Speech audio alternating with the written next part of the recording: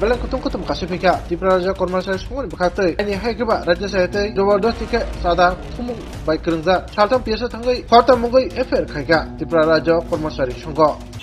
সকলকে নমস্কার। আমরা আজকে ত্রিপুরা রাজ্য কর্মচারী সংঘের পক্ষ থেকে পশ্চিম আগরতলা পুলিশ স্টেশনে একটি এফআইআর লজ করার জন্য এসেছি। এফআইআর এর মূল বিষয় হলো, আপনারা অবগত থাকবেন, আমরা গত রোববার দিন একটি প্রেস কনফারেন্স করেছিলাম প্রেস ক্লাবে, যেখানে আমরা বলেছিলাম যে যারা এখনও কমিটিতে নেই, ত্রিপুরা রাজ্য কর্মচারী সংগঠনের কোনো দায়িত্বে নেই, সে অভিজিৎ বিশ্বাস, উনি ওনার নামে চাঁদা তোলার একটা প্রলোচন চালিয়েছে এবং উনি বলছেন যে 13-14 তারিখ একটি কনফারেন্স হবে ত্রিপুরা রাজ্য কর্মচারী সংঘে। আমরা সেটা বলেছিলাম যে এটা যাতে বন্ধ হয়, কিন্তু আমরা দেখলাম গত 1, 2, 3 আজকে সহ 3 তারিখ বিভিন্ন দপ্তরে গিয়ে ওনারা টাকা সংগ্রহ করছে রসিদের মারফতে, যার মধ্যে স্বাক্ষর রয়েছে শ্রী অভিজিৎ বিশ্বাস মহোদয়।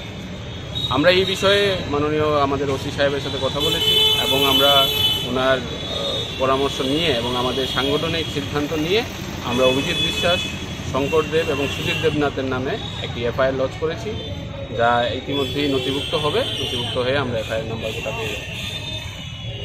এই মূল বিষয়গুলোতে আমরা যেটা বলছি যে আমরা প্রথমেও আমাদের প্রেস কনফারেন্সে বলেছিলাম, যদি কেউ আর্থিক অনুদান দিতে চায় তাহলে অবশ্যই তা ব্যাংক মাধ্যমে যাবে, ব্যাংকের খাতায় যাবে, কিন্তু দেখা যাচ্ছে ওরা নগদ পয়সা নিচ্ছে এবং যেটার কোনো হিসাব থাকে না, কোনো রসিদ, ওনারা একটা বেআইনি রসিদ ছাপিয়ে সেই নগদ টাকা সংগ্রহ সম্মেলনের নাম করে যে 13-14 তারিখ সম্মেলন, কিন্তু ত্রিপুরা রাজ্য কর্মচারী সংঘ এখন অবধি কোনো 13-14 তারিখ কোনো সম্মেলন হবে এরকম কোনো সিদ্ধান্ত নেয়নি।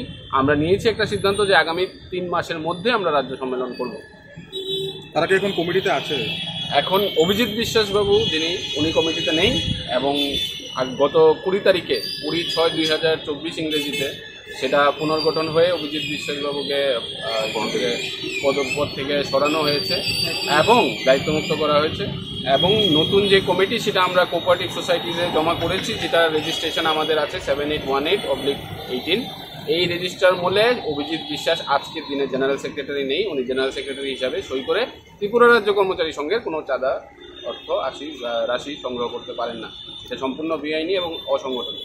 কোন জায়গা থেকে তারা চাঁদা সংগ্রহ করছে? আমাদের কাছে যে প্রাপ্ত খবর, তারা ত্রিপুরা রাজ্যের বিভিন্ন জেলায় চাঁদার রসিদ বই পাঠানোর চেষ্টা করছে। আপাতত আমাদের কাছে যতটুকু খবর, বিশেষ করে আমাদের এই অফিস লাইন স্থিত এটি শিক্ষা দপ্তর থেকে কিছু চাঁদা তুলেছে এবং বিভিন্ন ছোট ছোট দপ্তর। দেখুন, সবাই তো আর কিছু এত সাহস করে সবাই সামনে আসতে পারে না। আমরা কিছু জন থেকে যারা আমাদের সংগ্রহ করতে পেরেছি প্রাপ্ত খবর, ওই দিয়ে আমরা জমা দিয়েছি। আমাদের বিশ্বাস, আমরা জানি, আমরা শিওর এটা নিয়ে ওনারা বিভিন্ন দপ্তর থেকে আরও বেশি টাকা আদায় করছে, যেটার কোনো হিসাব নেই। কারণ ওনারা এই চাঁদার বইটা আপনারা জানবেন, আপনারা যেহেতু প্রেস ভাইরা আপনারা খুব ভালো জানেন, যে কোনো চাঁদার রসিদ যদি ছাপাতে হয় অবশ্যই সংগঠনের যে সুপ্রিমো থাকে, যে হেড অফ সংগঠন থাকে, যে প্রেসিডেন্টের অনুমোদন লাগে। এই চাঁদার যে রসিদটা, এটা প্রেসিডেন্টের অনুমোদন ছাড়া ছাপানো হয়েছে এবং উনি বর্তমানে এই দায়িত্ব নেই, যে দায়িত্বে উনি টাকা সংগ্রহ করেন। আপনার নামটা? আমার নাম দীপ দেব। আমার সাথে উপস্থিত আছেন ত্রিপুরা রাজ্য কর্মচারী সংঘের মাননীয় সভাপতি আশিস কান্তি ঘোষ, মাননীয় কোষাধ্যক্ষ শ্রী বিশ্বজিৎ পাল, আমি দীপ দেব, ত্রিপুরা রাজ্য কর্মচারী সংঘের অফিস সেক্রেটারি। আজকে আপনারা কতজন গেছিলেন? আমরা এখানে তো এখন 10-12 জন আছে, আরও লোক ছিল। অবৈধভাবে চাঁদা তুলতেছে, এই চাঁদার বিরুদ্ধে আমরা জানাই যাচ্ছি টিয়ার গ্যাসের মান একটু নষ্ট হয়েছে। যারা টিয়ার গ্যাসের কমিটিতে নেই এমন লোকগুলো গিয়ে 13 তারিখ সম্মেলন হবে করলে, কিন্তু আমাদের টিয়ার গ্যাসের পক্ষ থেকে এখনও সম্মেলনের তারিখও ঘোষণা হয়নি, সম্মেলনের কথা ঘোষণা হয়নি। তাই আমরা সমস্ত কর্মচারী ভাইদের কাছে অনুরোধ করব, আপনারা চাঁদা দান থেকে বিরত থাকুন। ত্রিপুরা রাজ্য কর্মচারী সংঘ এখনও সম্মেলনের তারিখ ঘোষণা করে। থানাতে কিসের জন্য এসছেন? থানাতে কি করছে? থানাতে তারা যে অবৈধভাবে চাঁদা সংগ্রহ করছে, যাদের চাঁদা আদায়ের বিরুদ্ধে যাতে আইনানুগ ব্যবস্থা হয়, সেই জন্য আমরা থানাতে আবেদন করি। কারা চাঁদা আদায় করছে?